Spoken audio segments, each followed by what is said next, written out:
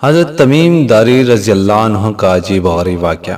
فاطمہ بنت قیس رضی اللہ عنہ بیان کرتی ہیں کہ میں نے رسول اللہ صلی اللہ علیہ وآلہ وسلم کے اعلان کرنے والے کو سنا۔ وہ اعلان کر رہا تھا، چلو نماز ہونے والی ہے۔ میں نماز کے لیے نکلی اور رسول اللہ صلی اللہ علیہ وآلہ وسلم کے ساتھ نماز ادا کی۔ آپ صلی اللہ علیہ وآلہ وسلم نماز سے فارغ ہو کر ممبر پر بیٹھ گئے اور آپ کے چہرے پر اس وقت مسکراہٹ تھی۔ آپ صلی اللہ علیہ وآلہ وسلم نے فرمایا، ہر شخص اپنی اپنی جگہ بیٹھا رہے۔ اس کے بعد آپ صلی اللہ علیہ وآلہ وسلم نے فرمایا، جانتے ہو میں نے تم کو کیوں جمع کیا ہے؟ انہوں نے عرض کی، اللہ اور اس کے رسول کو ہی معلوم ہے۔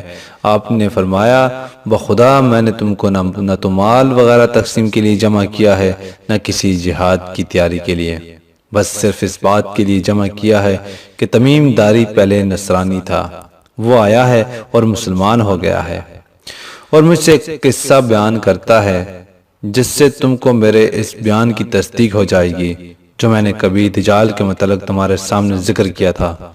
وہ کہتا ہے کہ وہ ایک بڑی کشتی پر سوار ہوا جس پر سمندر میں سفر کیا جاتا ہے، اور ان کے ساتھ قبیلہ لخم اور جذام کی 30 آدمی اور تھے۔ سمندر کا طوفان ایک ماہ تک ان کا تماشا بناتا رہا۔ آخر مغربی جانب ان کو ایک جزیرہ نظر پڑا جس کو دیکھ کر وہ بہت مسرور ہوئے اور چھوٹی کشتیوں میں بیٹھ کر اس جزیرے پر اتر گئے۔ سامنے سے ان کو جانور کی شکل کی ایک چیز نظر پڑی جس کے سارے جسم پر بال ہی بال تھے کہ اس میں اس کے اعضائے مستورہ تک کچھ نظر نہ آتے تھے۔ لوگوں نے اس سے کہا، کم بخت تو کیا بلا ہے؟ وہ بولی، میں دجال کی جاسوس ہوں۔ چلو اس گرجے چلو، وہاں ایک شخص ہے جس کو تمہارا بڑا انتظار لگ رہا ہے۔ یہ کہتے ہیں کہ جب اس نے ایک آدمی کا ذکر کیا تو اب ہم کو ڈر لگا کہ کہیں وہ جن نہ ہو۔ ہم لپک کر اسے گرجے میں پہنچے تو ہم نے ایک بڑا قوی ہیکل شخص دیکھا کہ اس سے قبل ہم نے ویسا کوئی شخص نہیں دیکھا تھا۔ اس کے ہاتھ گردن سے ملا کر اور اس کے پیر گھٹنوں سے لے کر ٹخنوں تک لوہے کی زنجیروں سے نہایت مضبوطی سے جکڑے ہوئے تھے۔ ہم نے اس سے کہا، تیرا ناس ہو تو کون ہے؟ وہ بولا، تم کو تو میرا پتہ کچھ نہ کچھ لگ ہی گیا، اب تم بتاؤ کون لوگ ہو؟ انہوں نے کہا کہ ہم عرب کے باشندے ہیں، ہم ایک بڑی کشتی میں سفر کر رہے تھے، سمندر میں طوفان آیا اور ایک ماہ تک رہا۔ اس کے بعد ہم اس جزیرے میں آئے تو یہاں ہمیں ایک جانور نظر پڑا جس کے تمام جسم پر بال ہی بال تھے۔ اس نے کہا، میں جساسہ جاسوس یعنی خبر رساں ہوں، چلو اس شخص کی طرف چلو جو اس گرجے میں ہے، اس لیے ہم جلدی جلدی تیرے پاس آ گئے۔ اس نے کہا، مجھے یہ بتا کہ بیسان یعنی شام میں ایک بستی کا نام ہے کہ کھجوروں میں پھل آتا ہے یا نہیں؟ ہم نے کہا، ہاں آتا ہے۔ اس نے کہا، وہ وقت قریب ہے جب اس میں پھل نہ آئیں۔ پھر اس نے پوچھا، اچھا بحیرہ طبریہ کے متعلق بتا، اس میں پانی ہے یا نہیں؟ ہم نے کہا، بہت ہے۔ اس نے کہا، وہ زمانہ قریب ہے جب کہ اس میں پانی نہ رہے گا۔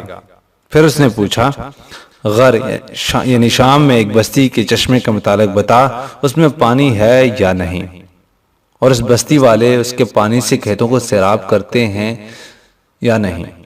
ہم نے کہا، اس میں بھی بہت پانی ہے اور لوگ اسی کے پانی کو پیتے ہیں اور لوگ اسی کے پانی سے کھیتوں کو سیراب کرتے ہیں۔ پھر اس نے کہا، اچھا نبی الامین کا وشعال سنا۔ ہم نے کہا، وہ مکہ سے ہجرت کر کے مدینہ تشریف لے آئے ہیں۔ اس نے پوچھا، عرب کے لوگوں نے اس کے ساتھ جنگ کی ہے؟ ہم نے کہا، ہاں۔ اس نے پوچھا، اچھا پھر کیا نتیجہ رہا؟ ہم نے بتایا کہ وہ اپنے گرد نواح پر تو غالب آ چکے ہیں اور لوگ ان کی اطاعت قبول کر چکے ہیں۔ اس نے کہا، سن لو، ان کے حق میں یہی بہتر تھا کہ ان کی اطاعت کر لیں، اور اب میں تم کو اپنے متعلق بتاتا ہوں۔ یہاں مسیح دجال ہوں اور وہ وقت قریب ہے جب کہ مجھ کو یہاں سے باہر نکلنے کی اجازت مل جائے گی، میں باہر نکل کر تمام زمین گھوم جاؤں گا، اور 40 دن کے اندر اندر کوئی بستی ایسی نہ رہ جائے گی جس میں میں داخل نہ ہوں۔ مکہ اور طیبہ کے ان دونوں مقامات میں میرا داخلہ ممنوع ہے۔ جن میں ان دونوں میں سے کسی بستی پر داخل ہونے کا ارادہ کروں گا، اس وقت ایک فرشتہ ہاتھ میں ننگی تلوار لیے سامنے سے آ کر مجھ کو داخل ہونے سے روک دے گا، اور ان مقامات مقدسہ کے جتنے راستے ہیں ان سب پر فرشتے ہوں گے کہ وہ ان کی حفاظت کر رہے ہوں گے۔ رسول اللہ صلی اللہ علیہ وسلم نے اپنی لکڑی ممبر پر مار کر فرمایا کہ وہ طیبہ یہی مدینہ ہے۔ یہ جملہ 3 بار فرمایا۔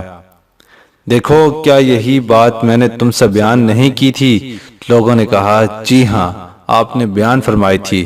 اس کے بعد فرمایا، دیکھو، وہ بحر شام یا بحر یمن، راوی کو شک ہے، بلکہ مشرق کی جانب ہے، اور اس طرف ہاتھ سے اشارہ فرمایا۔